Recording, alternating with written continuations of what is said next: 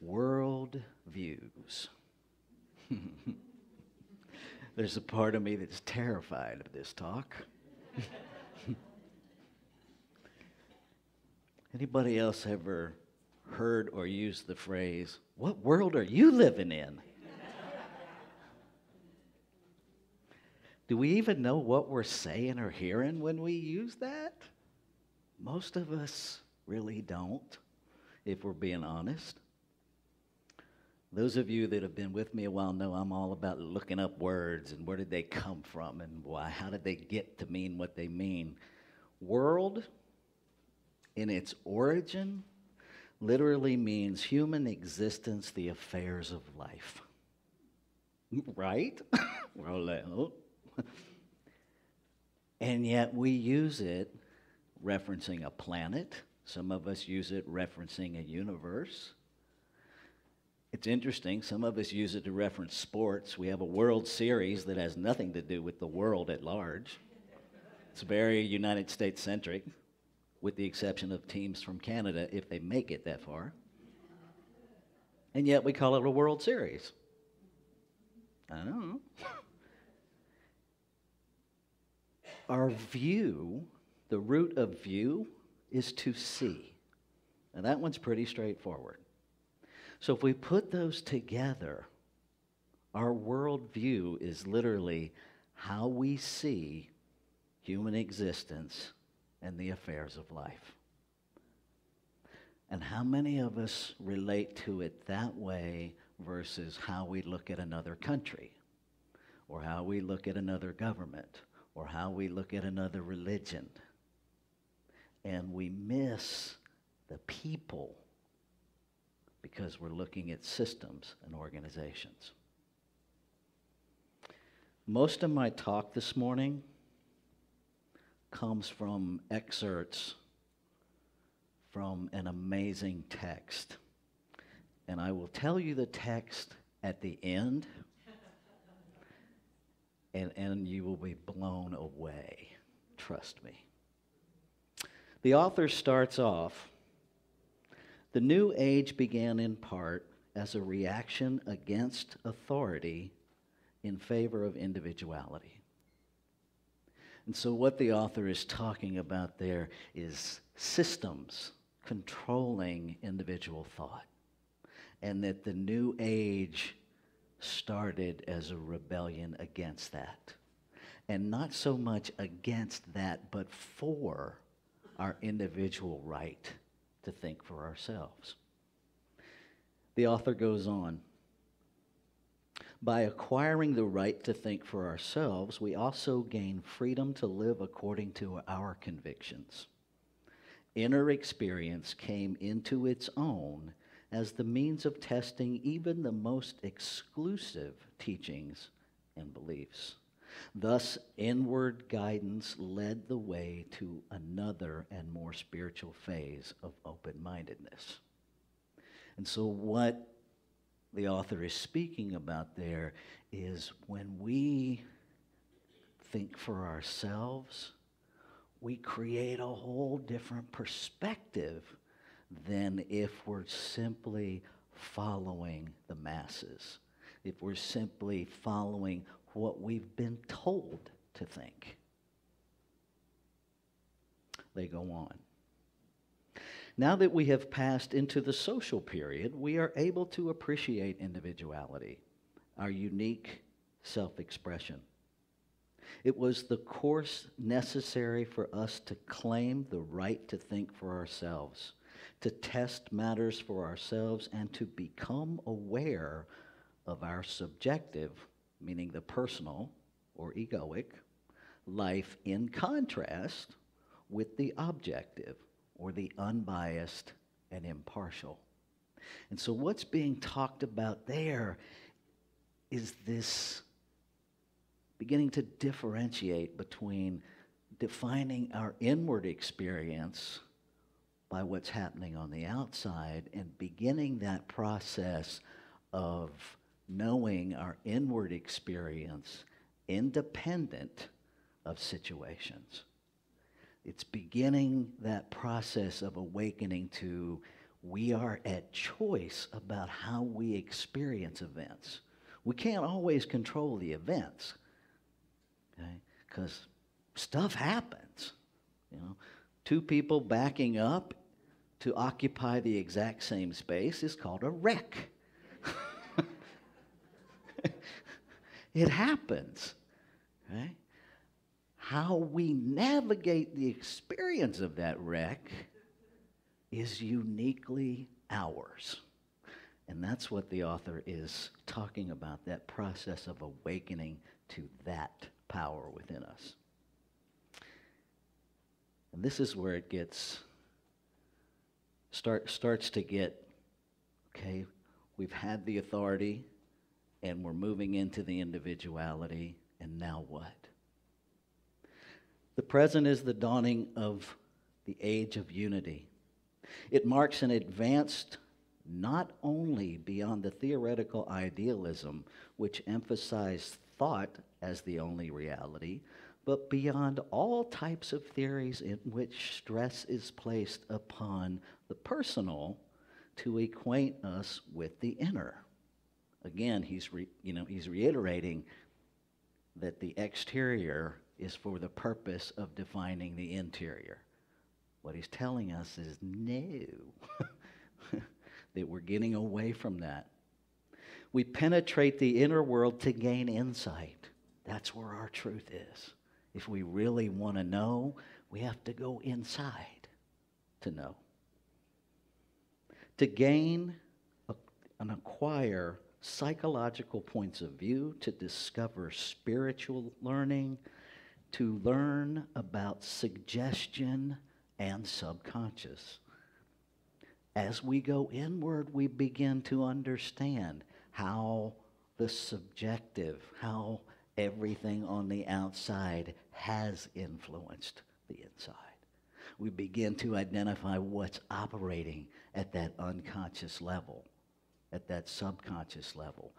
In our faith tradition, we call those hidden beliefs. We call them hidden beliefs for a reason, because we don't necessarily know they're there. They're generational, okay? Because we are born into every thought, every belief, every experience that has ever happened before us. We step into that. Okay? There's no way to avoid it. Everything that has ever been moved into creation is still active in law.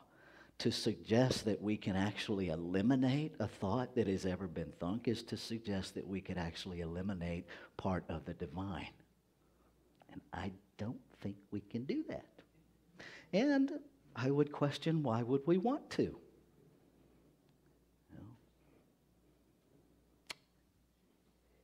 He continues, we had to learn that all real development is from within outward, according to law. Each of us has in measure come to hold the present social point of view because those who went before us gave us the inner point of view. Okay? Do you get what they're saying there? That we view the world the way we've been taught to view it.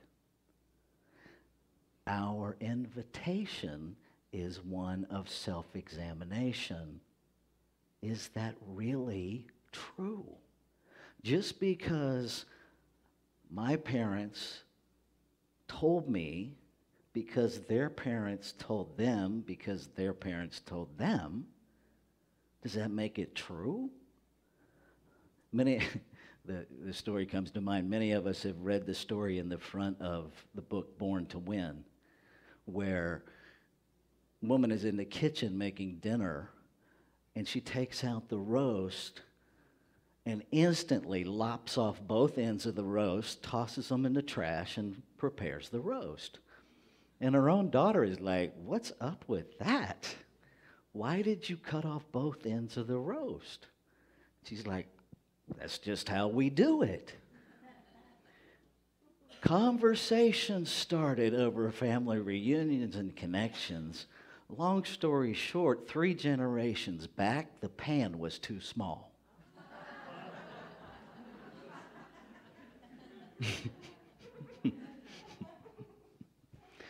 How many generations back is our worldview too small?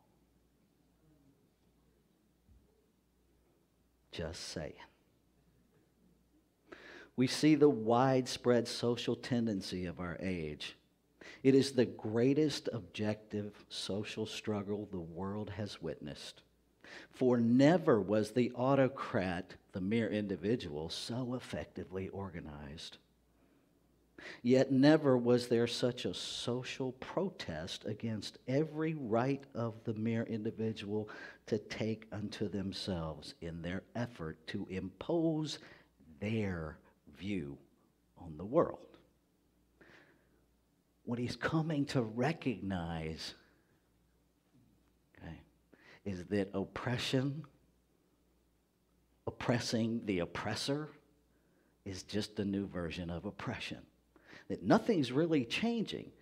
That when we fight against an individual that has created a collective to impose their view and their will on us by attempting to impose our view and our will on them and others, we're doing the same thing and calling it something different.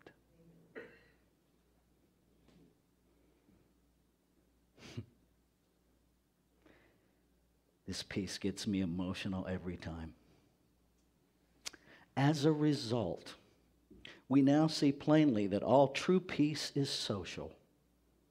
As a result, we realize that justice is social. We are all pondering over the nature of social justice. We are aware that this is the great issue, that we have turned from the conflict of the external enterprise to interpret the rivalry of the classes. We are pleading for moral and spiritual considerations as eagerly as before. But we see that, strictly speaking, the social or communal surpasses the subjective and the objective and brings them together in community. What he's talking about there is that it's about relationship. It's not about the individual or the collective. It is a both and. It is not an either or. It is a both and.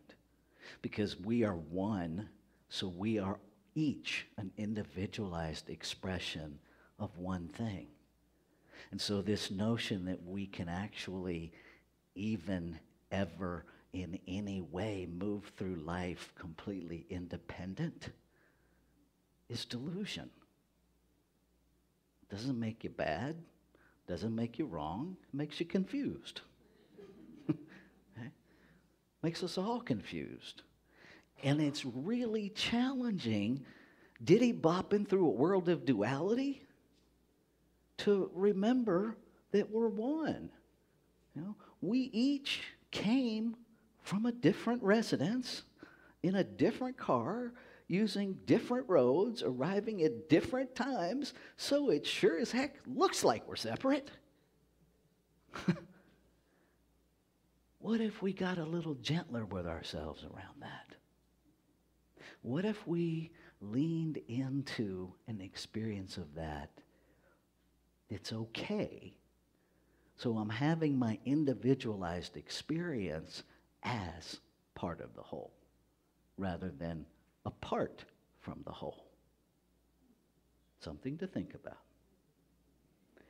The growing awareness of the intimacy of relationship of the individual with society has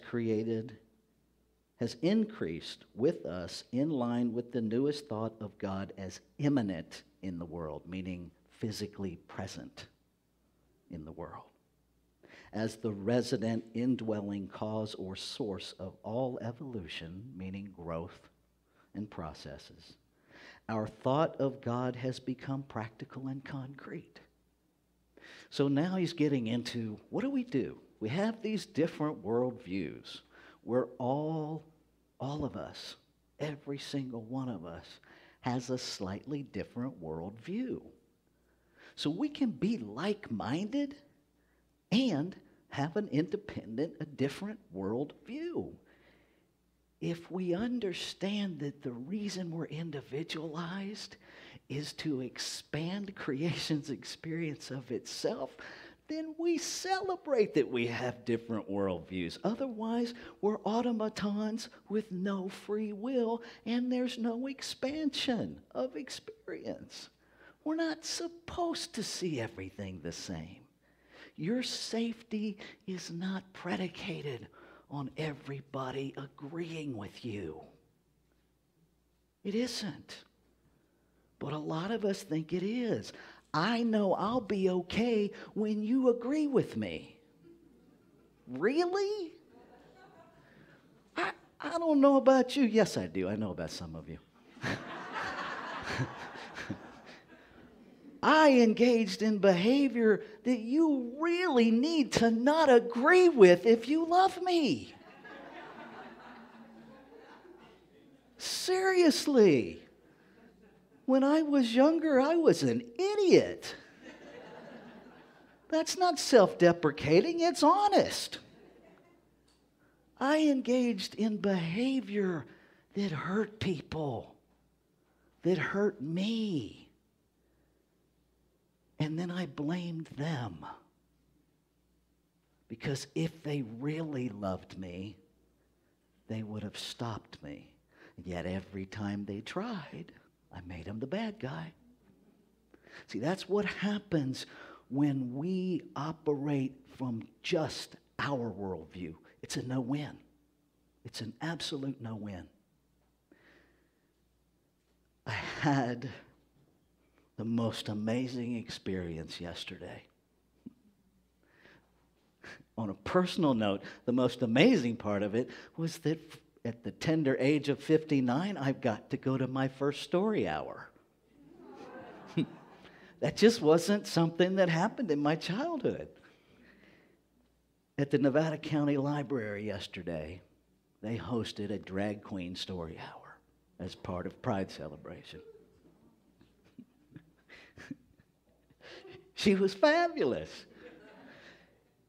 And for those that, there were a handful of folks there physically protesting, and when I say handful, literally 3 or 4. But the comments on social media were just ridiculous. How dare us subject our children to such aberrant sexual behavior? Okay, let me look at this. Let me be open. We have a man with a theater degree in a dress reading Dr. Seuss. I'm not sure where the aberrant sexual behavior comes in, but that was the fear. Because the worldview that those individuals hold is that people who dress differently or love differently than they do are aberrant. Our worldview, whether we like it or not, if we're going to heal them, even the best worldview is based in the concept of supremacy, some form of supremacy, that my worldview is superior to someone else's.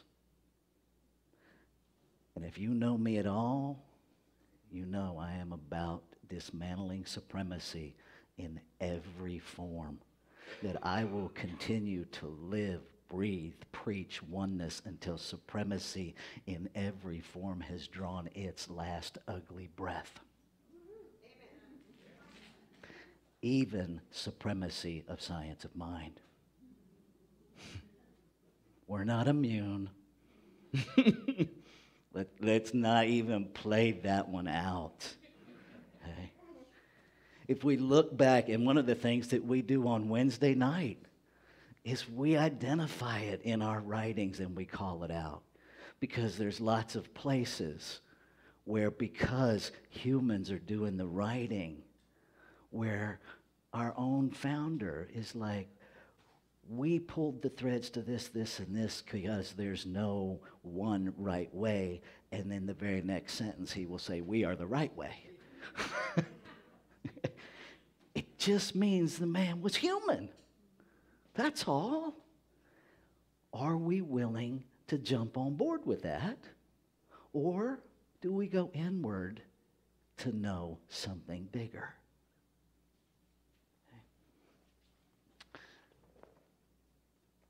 What do? We make God practical. We make these teachings practical. We lean into a both and. We become willing to explore someone else's worldview. If you've never been to a turkey shoot, go to a turkey shoot.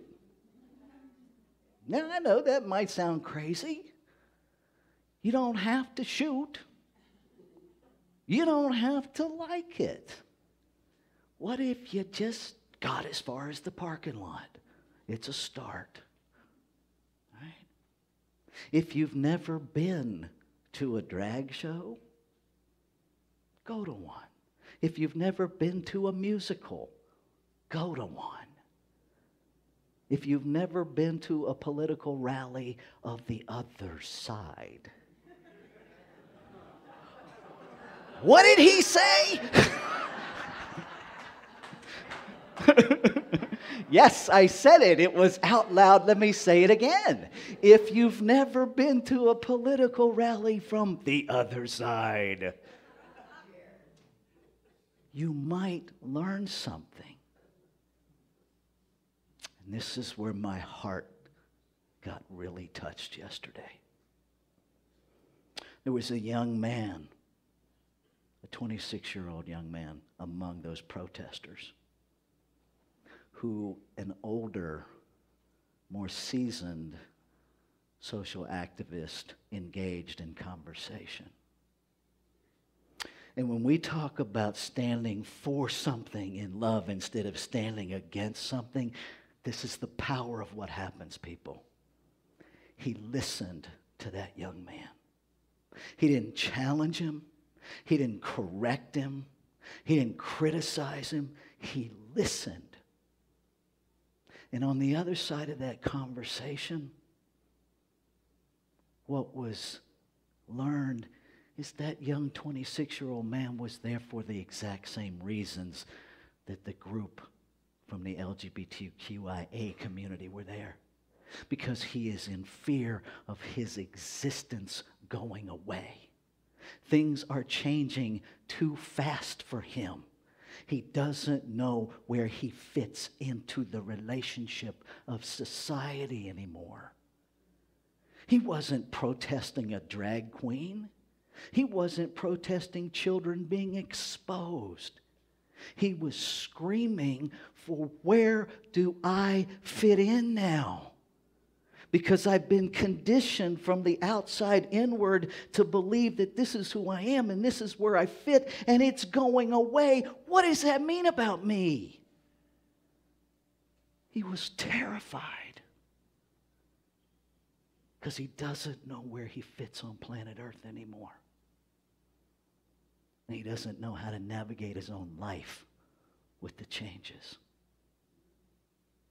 The same thing that the LGBTQIA community has been dancing with forever. We're not that different if we will just learn to listen. If we will suspend our criticisms and come together. Lead with this. Leave this in your trunk. Seriously, it lies to you. Come with your heart. Come with it open. I told you I'd tell you where this reading was from. It was written 100 years ago by Horatio Dresser, right as we came out of World War I. Social justice and our struggle with it ain't new. This idea of navigating worldviews, not new. The most profound thing in this to me is where he talks about we now see that all true peace must be social. That our healing has got to be one of healing relationships. We cannot have it our way and heal anything because it's a place of supremacy that says my way is the only way to heal. Really? It doesn't work for anybody. So I'm pretty sure this community is awake enough to know this is Pride Month. Why is it Pride Month? Because on June 28th, 1969, in Greenwich Village in New York, the Stonewall riots happened. Brief synopsis: Stonewall was a bar owned by the mafia that was in bed with the police, inflating drink prices, scheduling raids on the gay community for the sole purpose of keeping the machine going the way it is. Anyone who was dressed as a woman was herded into the bathroom. A strip search was done. Anyone that did not have the genitalia of a woman was arrested and locked up. Those riots continued until July 1st because it was a people that had had enough. Why do we celebrate? Because we still live on planet Earth where heterosexuality holds a supremacy. Doesn't mean that anybody in here agrees with it. It's just a fact. Okay? And so we continue to celebrate to be seen, to shift the paradigm. So I'm going to invite this community to celebrate folks today. I'll start the process, and then I'm going to invite anyone who self-identifies as a member of the LGBTQIA community to stand. My name is Rafe. I just happen to be a female-to-male transgender man. My preferred pronouns are he, him, and his. Now, if I didn't tell you that, you wouldn't know that, which is why it's important that we celebrate, that we be identified. So I invite anyone in this room who identifies as a member of that community to stand so that we can celebrate you if you're comfortable doing so.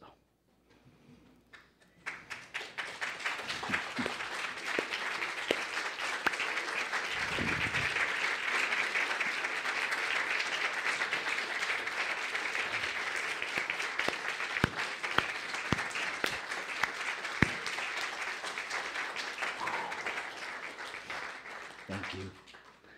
The divine as you is amazing. Thank you. And thank every one of you who just participated. So I'm going to go one step further because a lot of folks don't know that the A also stands for ally.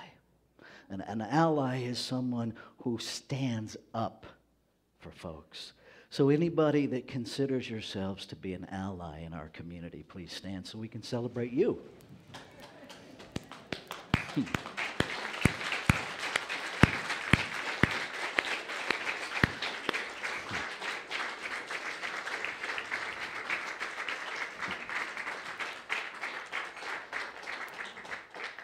Thank you. This is how we navigate worldviews. This is how we do it. So what do? We come together. We build bridges. We share our hearts. And most importantly, we listen and then consider what we heard and how it connects with us. Let's take this into prayer. Knowing that there is only one, I know that all life must be it in form. That it creates out of itself, by itself, to be itself, to know itself as each exquisite individuation of itself. And so what I know is that it created in its image, that its image must be magnificently, infinitely diverse. And so I get to be about the business of celebrating the divine by celebrating its diversity. I speak my word, claiming and affirming that what has begun must be made manifest. And we have collectively, as a community, as a small community here in beautiful Grass Valley, moved that into consciousness, placed it in law where it must be fulfilled. That is the power of each individual mind in this room and the collective of this community, that we are a part of moving, neutralizing supremacy and bringing about an active, palpable, day-to-day experience of unity and equity. How blessed are we to have the opportunity to manifest our heart's desires. And what is true of us is true of all life, and so we hold that in consciousness, that every expression of divinity is on its path to awakening to its brilliance so that it can know the brilliance of all. Grateful to know that this is how it works, that just as quickly as the words are formed in mind and spoken in voice, it's done. And our job is simply to continue living with our eyes, ears, hearts wide open to see the manifestation and to celebrate it. And so this morning I celebrate. And in that celebration, in that confidence of celebration, I let go and I simply step into what is with absolute assurance and expectancy that it is done. I invite you, if this is your prayer too, to join me as we anchor it together by saying, and so it is.